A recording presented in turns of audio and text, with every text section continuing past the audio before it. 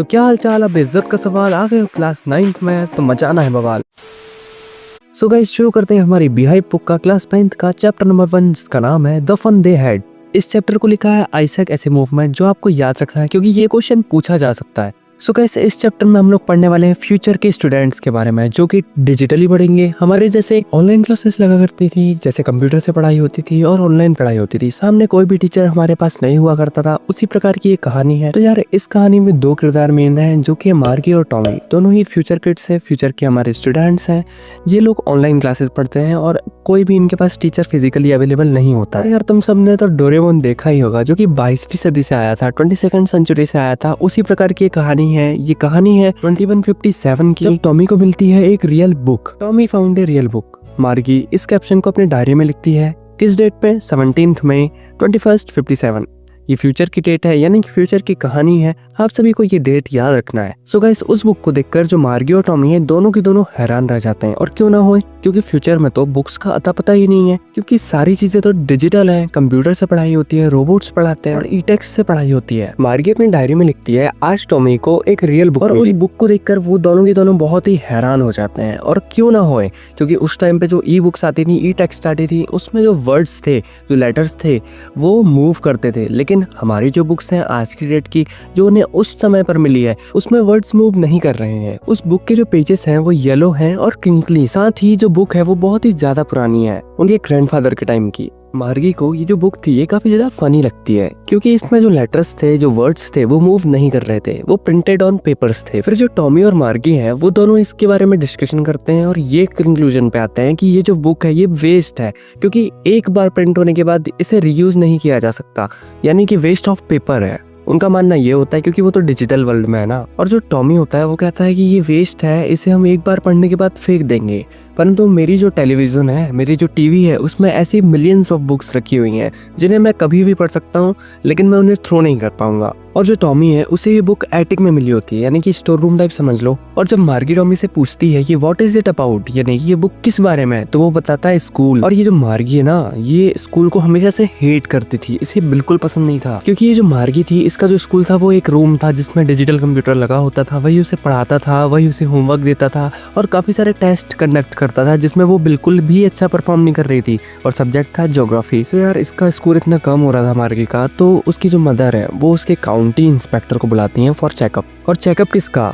मार्गी का नहीं, उसके कंप्यूटर का, जो टीचर कंप्यूटर था ना उसका। और जो काउंटी इंस्पेक्टर था इसका जो फेस है ये रेड कलर का था और ये एक लिटिल राउंड मैन था। काउंटी इंस्पेक्टर का जो अपीयरेंस था वो याद रखना है। फिर जब काउंटी इंस्पेक्टर आता है तो मार्गी को लगता है कि वो उसके मैकेनिकल टीचर को कम्प्लीटली उससे दूर कर देगा, पर ऐसा नहीं होता है। तो मतलब यार 2 मिनट का मजा और फिर समझ रहे हो बेचारी मार्गी। उससे तो लगा था कि काउंटी इंस्पेक्टर आएगा, उसके मैकेनिकल टीचर को उससे दूर कर देगा और वो बहुत ही ज्यादा खुश रहती है, परंतु वो तो उसे फिक्स करके चला जाता है। और यार वो बंदा इतना शार्प था, 1 घंटे के अंदर उसको ठीक कर देता है और फिर बोलता है उसकी मम्मी से कि इस बेचारी लड़की की तो कोई गलती ही नहीं है, बल्कि ये जो मैकेनिकल टीचर है यही इसे हाई लेवल की स्टडीज और हाई लेवल के टेस्ट दे रहा था। और वो उसकी मदर को ये भी बताता है कि उसने उसे अब लेवल पे सेट कर दिया है और अब उसका जो ग्रेड है वो उतना ज्यादा बिगड़ेगा नहीं, क्योंकि वो अब मार्गी के लेवल पे उसने सेट करके चला गया है। मार्गी की मदर का नाम था मिसेस जोन्स, और जो काउंटी इंस्पेक्टर था वो मिसेस जोन्स से कहता है कि उसे लगता है कि ज्योग्राफी सेक्टर थोड़ा सा ज्यादा गियर अप हो गया था, लिटिल टू क्विक हो गया था, ऐसा कभी कभी हो जाता है, और मैंने अब इसे स्लो अप कर दिया है और एक एवरेज 10 ईयर लेवल पे सेट कर दिया है। और वो ये भी कहता है कि जो मार्गी का ओवरऑल प्रोग्रेस है ना वो सेटिस्फैक्ट्री है। और काउंटी इंस्पेक्टर फिर मार्गी के सिर को थपथपाता है और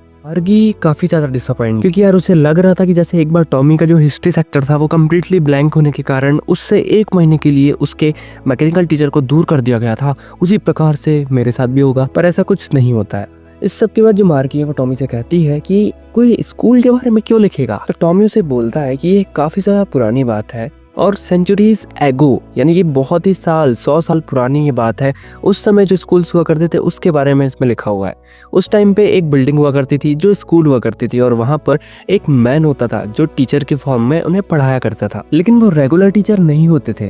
मार्गी बोलती है कि एक मैन कैसे टीचर हो सकता है। टॉमी उसे बताता है कि जो टीचर होते थे वो बॉयज एंड गर्ल्स को साथ में होमवर्क देते थे और उनसे क्वेश्चंस पूछा करते थे, साथ ही उन्हें चीजें सिखाया करते थे। अब ये सब सुन के जो मार्गी टॉमी थे काफी ज्यादा एक्साइटेड हो जाते हैं और भी चीजें जानने के लिए। फिर जो मार्गी थी वो कहती है कि मैं किसी अनजान व्यक्ति को अपने घर पे तो नहीं रखूंगी टीचिंग के लिए। ये सुन के जो टॉमी था वो जोर से हंसता है और कहता है कि मार्गी तुम इसके बारे में ज्यादा नहीं जानती हो, ऐसा नहीं होता था। जो टीचर्स थे वो हाउस में नहीं रहते, वो सभी बच्चों के पास एक स्पेशल बिल्डिंग हुआ करती थी जहाँ पे वो सब की सब एक साथ पढ़ा करते थे और सभी बच्चे सेम एज ग्रुप के हुआ करते थे। तो वो कहती है कि मेरी मम्मी तो कहती है कि टीचर को हर बच्चे के हिसाब से एडजस्ट करना पड़ता है, ईच बॉय एंड गर्ल, तो वो सब एक साथ कैसे पढ़ सकते हैं। तो टॉमी कहता है कि ऐसा कुछ नहीं होता था, वो सभी बच्चे एक ही एज के करते थे, इसलिए उन्हें सब समझ आ जाता है। टॉमी मार्गी को बोलता है तुम्हें ये बुक नहीं पसंद तो मत पढ़ो। तो मार्गी क्विकली कहती है कि नहीं मुझे पढ़ना है, क्योंकि उसे बहुत ही ज्यादा मजा आ रहा था उन पुराने स्कूल्स के बारे में पढ़कर। उन्होंने उस बुक को आधा भी कंप्लीट नहीं किया होता है और उसकी मम्मी, मार्गी की मम्मी उसे आवाज देती है कि चलो स्कूल का टाइम हो गया है। और शायद ना जो टॉमी था उसका भी स्कूल का टाइम हो गया था। तो मार्गी टॉमी से कहती है कि क्या हम स्कूल के बाद कुछ और देर इस बुक को पढ़ सकते हैं। तो टॉमी कहता है मे बी।